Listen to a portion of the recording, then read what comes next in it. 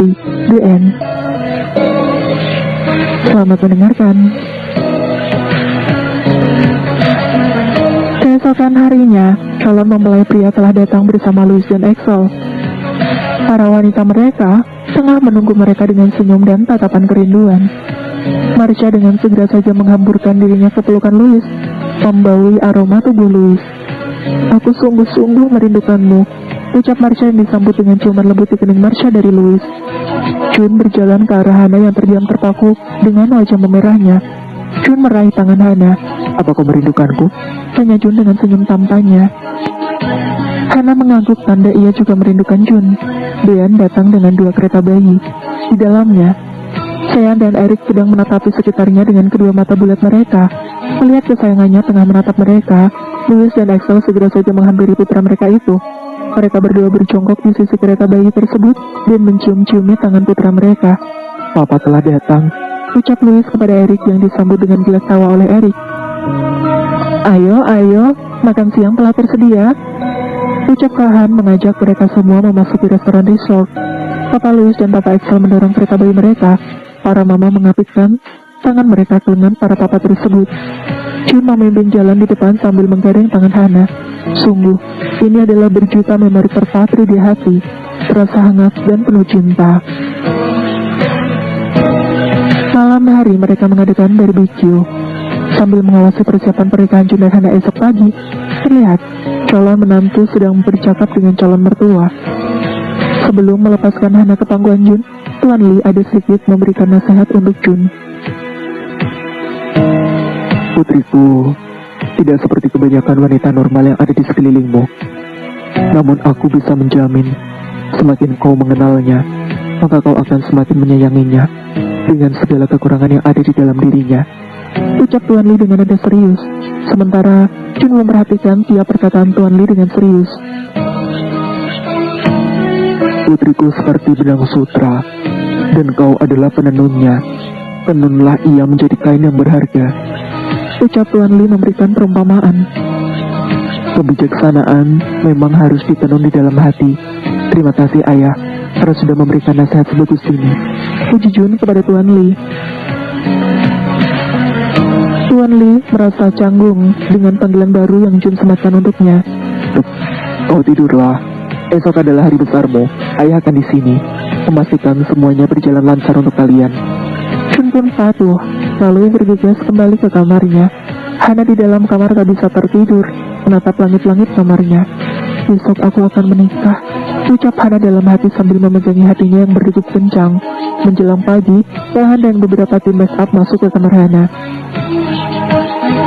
"Hei, apa kau ini putri tidur? Mengapa masih belum bangun?" ucap Kahan seraya menarik selimut Hana. Kedua mata Hana terbuka perlahan.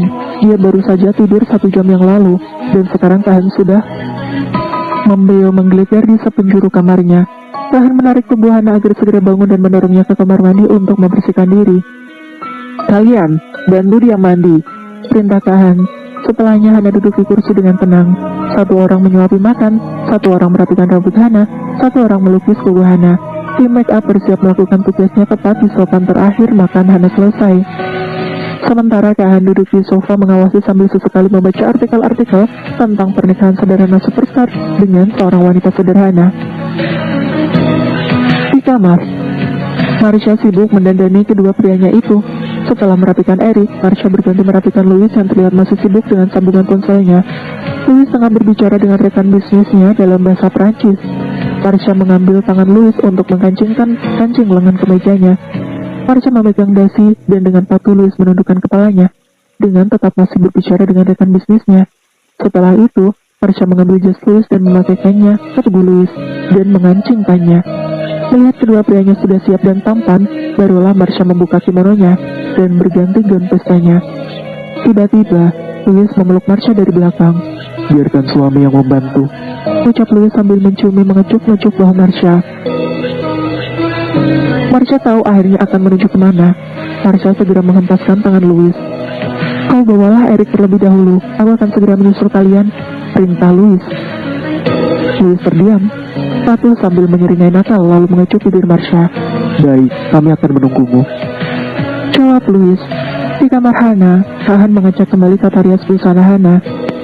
Sahan mendelitkan matanya dari ujung kepala sampai ujung kaki Hana.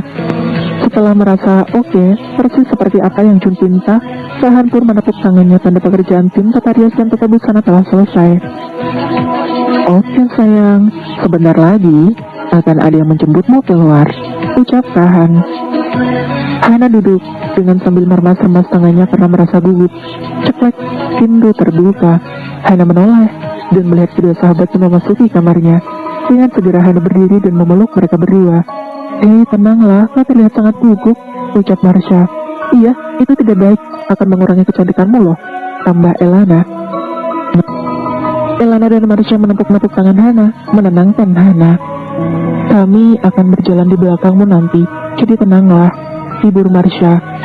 Saatnya tiba, ucap Kahan yang baru saja memasuki kamar Hana. Ayo, kita menuju ke altar, ucap Kahan lagi. Marsha dan Elena bersiap berjalan di belakang Hana, memegangi ekor gaun pernikahan Hana. Hana mengambil napas panjang, lalu mulai melangkah berjalan menuju altar pernikahannya. Terlihat, Jun tengah menunggu dia di atas panggung altar pernikahan mereka. Pendeta tengah menunggu keduanya bersanding untuk memberkati sumpah janji pernikahan mereka. Louis yang melihat Marsha berjalan di belakang Hana sebagai pendamping pengantin wanita sungguh merasa pilu di hati. Marsha-nya tidak pernah memiliki pesta pernikahan yang sempurna. Bahkan, pesta sederhana pun tidak. Sepanjang hidup ini, aku akan memberikan kehidupan yang sempurna untukmu, janji Louis. Setelah pastor memimpin beberapa rangkaian prosesi pernikahan, Sahan mempersilahkan Hana berjalan menuju altar. Hana sampai di depan altar. Jun meraih tangan Hana mengajaknya berdiri di depan pendeta untuk mengucapkan janji setia pernikahan mereka. Pastor tersenyum haru melihat kedua pasangan ini. Sebelumnya, pastor bertanya, adakah yang keberatan dengan pernikahan ini? Melihat hening, tidak ada jawab berkeberatan. Pastor pun meminta Hana dan Jun meletakkan kedua tangannya di atas kitab suci untuk menerima sakramen pernikahan. Di hadapan Tuhan, imam, para orang tua, para saksi, maka saya Pak Jun, dengan niat yang suci dan ikhlas hati telah memilihmu Hanali menjadi istri saya. Saya berjanji untuk selalu setia kepadamu dalam untung dan malang, dalam suka dan duka, di waktu sehat dan juga sakit, dengan segala kekurangan dan kelebihanmu. Saya akan selalu mencintai dan juga menghormatimu sepanjang hidupku. Saya bersedia menjadi orang tua yang baik bagi anak-anak yang akan dipercayakan Tuhan kepada saya, dan akan mendidik mereka secara Katolik. Demikian janji saya demi Allah dan Injil suci ini. Semoga Tuhan selalu menolong saya. Sementara karena Hana bisu, maka pastor bertanya kepada Hana, apa kau bersedia? Tanya pastor dengan mengulang ucapan janji yang diucapkan Jun tadi. Hana menganggukkan kepalanya tanda bersedia. Atas nama gereja Allah dan di hadapan para saksi dan hadirin sekalian, saya menegaskan bahwa perkawinan yang telah diresmikan ini adalah perkawinan Katolik yang sah. Semoga sakramen upacara kudus ini menjadi bagi saudara berdua sumber kekuatan dan kebahagiaan yang dipersatukan Allah. Janganlah diceraikan manusia, ucap pastor mensahkan pernikahan Hana dan Jun. Kau boleh mencium mempelai wanita, ujar pastor dengan tertawa bahagia. Semua tamu yang hadir bertepuk tangan ikut bahagia untuk kedua pasangan yang rendah hati ini. Mereka berdiri dan segera memberikan pelukan selamat kepada Hana dan Jun. Sementara Jun terlihat tidak bisa melepaskan tangannya dari pinggul Hana. Mereka merayakan kebahagiaan itu dengan penuh kehangatan dan keceriaan. Ayo berkumpul, saatnya mempelai wanita melempar bunga, teriakan. Elena dan Marsha tidak ikut, karena merasa sudah menikah, untuk apa berbuket-buket bunga tangan Hana.